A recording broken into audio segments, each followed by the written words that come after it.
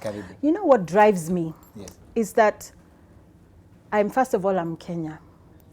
And I like the question that somebody had asked about age. Does age matter? I think if you have a passion and a commitment for what is right, it doesn't matter whether you're 10, 20, 30, 40, 50, 60, even those ones in their 70s who still call themselves youth. So that's what inspires me. And what brought me to the fore of the fight for social justice recently, in the past year and a half or so, almost 2 years, is the Switch Off KPLC campaign, where we're looking at energy justice, where we're looking at the reduced cost of electricity prices and challenging the energy cartels that continue to drive the prices of steamer up in Kenya. So I'm just an ordinary Kenyan, like everybody else, but I decided at some point that I wanted to come out more strongly and more vocally to protest and speak up against social injustice. And I believe KPLC being the major player in the energy industry, your fight now, they've continued to shock you. Yes. well, they shock us, but we are planning to electrocute them eventually. That is actually, to be honest, that is borrowed from somebody who said that some people had been electrocuted. But really, our idea is to say you are a monopoly, okay, but you're not being fair to us. How many of you buy tokens? I'm sure many of our audience members buy tokens or know people who buy tokens. How many people struggle paying their electricity bill, never mind buying food, never mind hospital bills, never mind transport? So we are saying let us start at some place that is at the heart of life in Kenya, and that is energy. Without energy, we can't move forward. So that is what springboards me into the broader issues of social justice, including the issues that are being faced by young people in Kenya today. We also have to recognize that to some people, some of the young people, token is the only sound system they have in the house. Your tea. Yeah. Sasa, when it comes to kutafuta job, I've covered unemployment so many times on the show before. Everyone's looking for a job. Yeah. From the look of things, when we mentioned that over 20,000 people have lost their jobs, as we speak, this week, Wednesday, there's a company that fired people. There are people being living on the verge under the fear of being fired anytime. Mm-hmm. So what this spells is that basically employment is not even safe. It's no longer as safe as it was before. So is there something for people to look up to if employment is not working in the first place?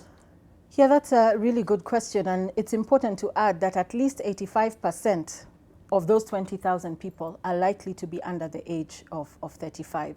Because when you look at employment and employment statistics, 85% of all of those who are not employed are under that age. So that's a good thing? It's a terrible thing. Okay. It's a terrible thing that 85% of those 20,000, possibly, yeah. we have not yet done the work around that, but based on the estimates and the statistics that show that 85% of those unemployed in Kenya today happen to be young people under the age of 35. You can almost be sure that the 20,000 who are and will continue to be losing their jobs, 85% of them will likely also be under the age of 35. So that's a bad thing, because the challenges being faced by young people in terms of looking for employment, finding employment, maintaining employment, making sure it is gainful employment, because you have employment, but you also have employment that is gainful. Are the skills of the person being employed being utilized correctly? And if not, why are they where they are? So my heart is so burdened by the fact that the odds are stacked against young people in Kenya today. And when I looked at some other statistics as well, I was reading about the Youth Fund. And, you know, we hear all about the Youth Fund. I don't know, the Youth Fund has done this and that and the other. And I wish the Youth Fund CEO had been able to join us today. Yes. I read the immediate former CEO. Yes. And I read that they have trained they have provided loans to, I think, 880,000 young people. I want to know whether anybody here received those loans. Mulipewa loan na Youth Fund? Nani ashapewa loan na Youth Fund? Just to start your business? No. Okay. About 360,000 are supposed to have received some kind of entrepreneurship training. And then about 20,900 were found for jobs abroad, and they went abroad. So I look at these statistics and say, is this really true? I don't know. If he had been here, he would have told us. But I wonder, because we keep talking about the youth are our future, the youth, we need them, but every place where we should be investing in young people, investing in people, we are not. We're investing in, for example, SGR. Now there's a JKIA expressway, which is supposed to come and go all the way from Lolongo to James Gishuru. We are not investing in people, we are investing in things.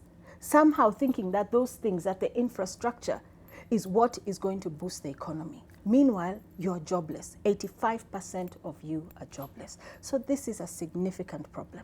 We've been told that for example, the SGR, the expressway are long-term projects.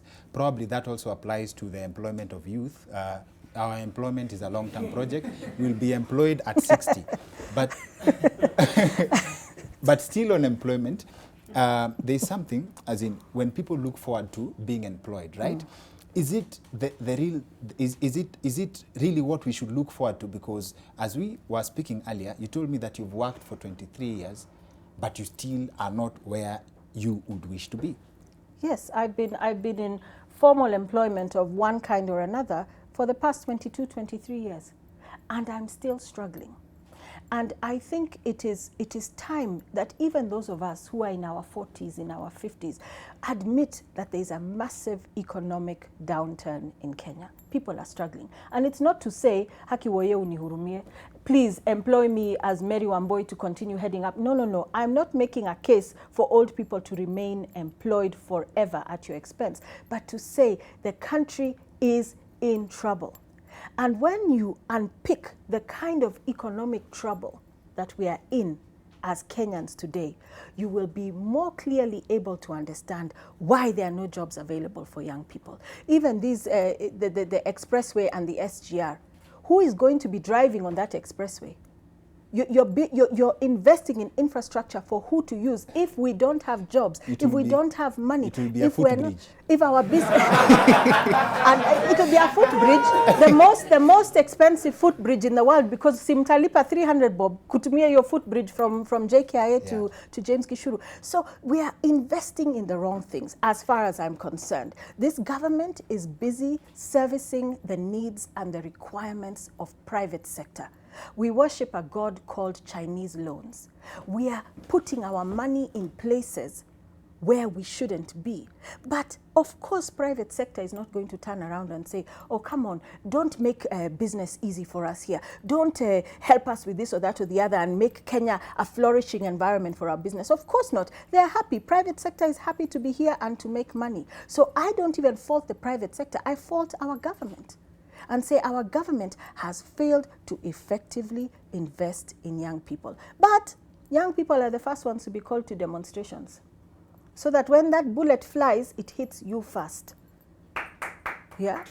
And when you die, and your parents who invested in your education, who sold mpaka their last, I don't know what, to send you to school, nobody will take your body in a helicopter home at Uzikwe.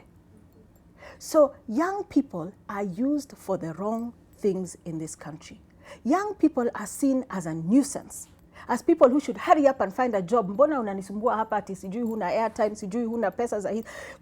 It is the worst kind of stigma that has been placed on young people in Kenya today. And the only people who will change that conversation, change that narrative, transform that thinking are the young people themselves. Mind you, if 85% of those unemployed happen to be young, then look at the demographics. If we ever finish, you know, our census says we count and then we don't get results. So to estimate, are we 40 million? Are we 45 million? So let's say we are 50 million. What percentage of that 50 million happen to be under the age of 35?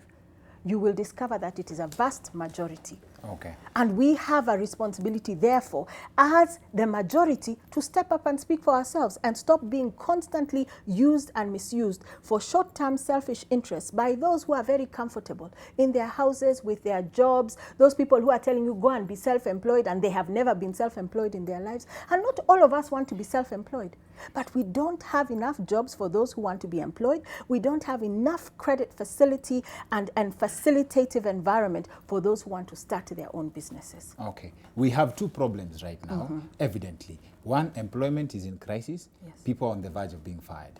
unemployment is on the rise.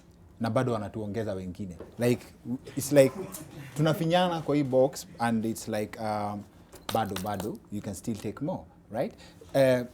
This begs the question of the people who actually made me feel the need to do this show. The people who are always like, hey, get me a job. And they believe that I can do that. Get? So I can stretch my hand. I don't think I can stretch my hand to maybe come through for everyone.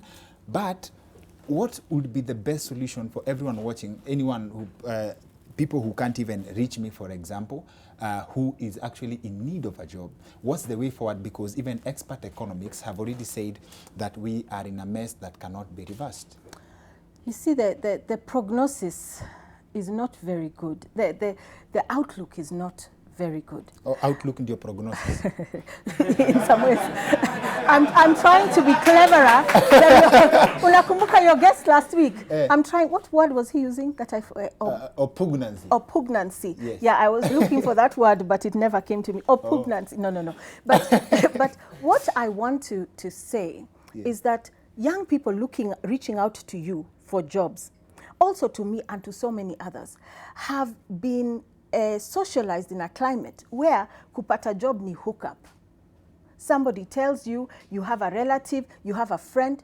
It's part of how business is even done in government, how people get contracts and people are able to. So there's that one feeling of, yeah, maybe Dr. Kingori can hook me up. Maybe he knows me, I'm active on his social media page. I'm really desperate. Let me see if he can hook me up.